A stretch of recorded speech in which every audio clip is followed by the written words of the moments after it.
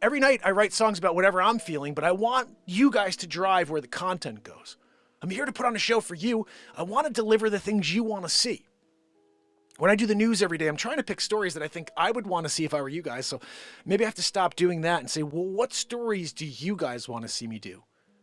If there are any stories you want to see me cover in the full news capacity I've been doing lately, which is full story, but with some comedy as well, let me know the topic. Let me know the news story. You guys can email me anytime with a story you want to hear me cover. You may read a story and like, oh, that was a pretty funny read. I'd love to see what Mark does with that. Send it my way. I'll do it for you. Remember, monkey with the symbols, the stupid hat with the swivel thing on the top? That's me. I'll do that for you. Whatever I could do to break you away from the matrix. We need true creativity in order to get away from it. You can't make up a pathway away from the negativity of this world. The negativity of this world is also here in the moment. So you have to understand that. You got to break away and create your own energy, your own positivity, and drive towards the sun with it. You can't allow the negativity of this world to get to you. And it's constant. Every second of the day it's there. And that's the ultimate challenge. Because the evil of the world is in every second of the day trying to distract you from this moment where it is. But it's also where the beautiful light and love is. It's where God is. That's why the devil's there too. He's trying to see if he can get you away from God. Now, some people out there are like, I don't believe in God. Guys, I heard something beautiful the other day. It's like Van Gogh, Picasso, any artist, Cezanne, any artist you've ever looked at in your life has attempted to recreate what God created. It's trying to provide an artistic look at the greatest creator of all time. I'm here writing songs for you in the moment, trying to bring you something that's here, but also something that opens up your heart and your soul. No matter what I ever write, it can never touch the creations of God. No matter what song I ever sing for you, nothing can ever compare to you. Nothing can ever compare to your face. It's constant that we're always trying to adjust who we are and try to be something that we're not because we see the world around us acting in a very weird way. And you're like, oh, I got to fit in. Don't fit in. We don't need fitting in. We need uniqueness. We need just a million independently unique people trying to make change in this world. And everything is momentum. Right now, the momentum's on the negativity. People just want to hate on each other. No matter what you put out, there's always a troll. You got to decide, does that stop you from putting positivity into the world? That you know there's going to be people who hate positivity. There are going to be people who hate, seeing others feel good. They want to create misery. I always say there's two types of people in this world. There are creators and there are destructors. There's supporters of creativity, but there's a lot of people who want to rip down something creative. And it's mostly because they have no talent themselves. People want to rip on things they can't do. That's true. Oh, LeBron James is a shitty basketball player. Let me see you, 6'9". Go and play in the NBA. I rip on LeBron James in a joking manner because he's a whiner. But he's one of the greatest basketball players of all time.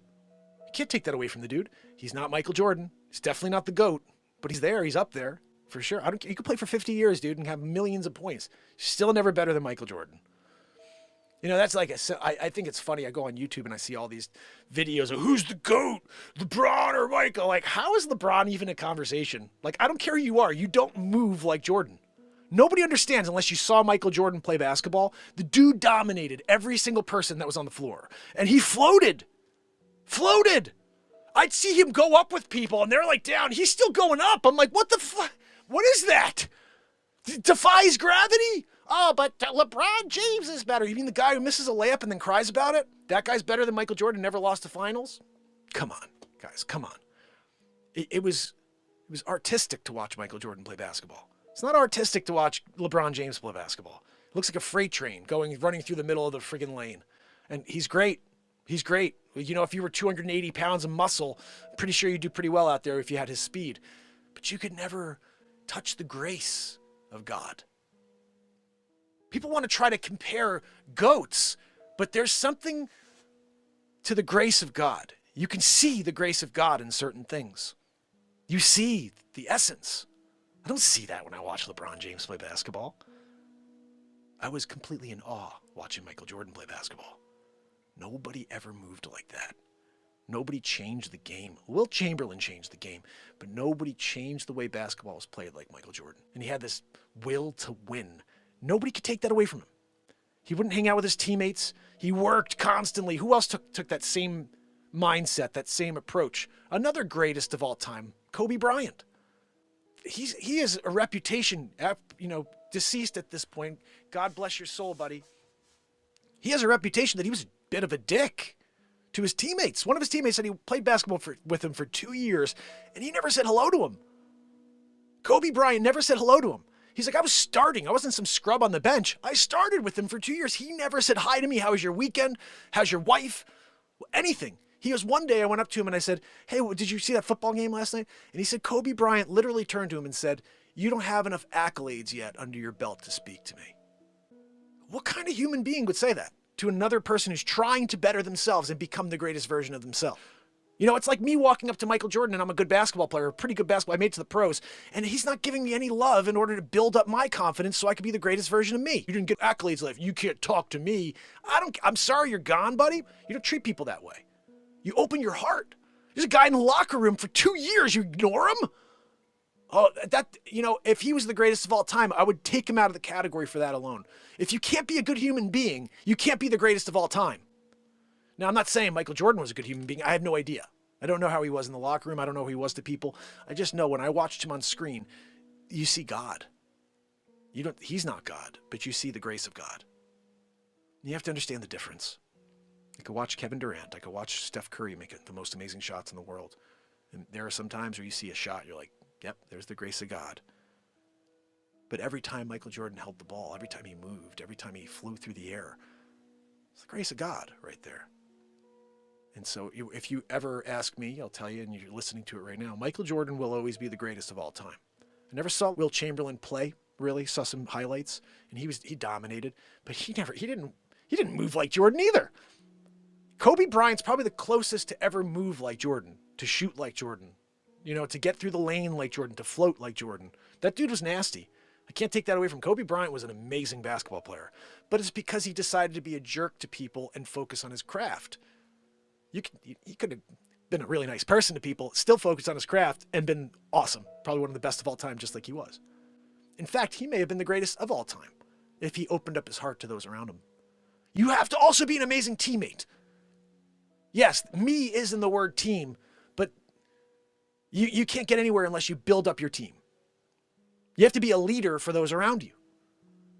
You don't smash someone who's looking for encouragement.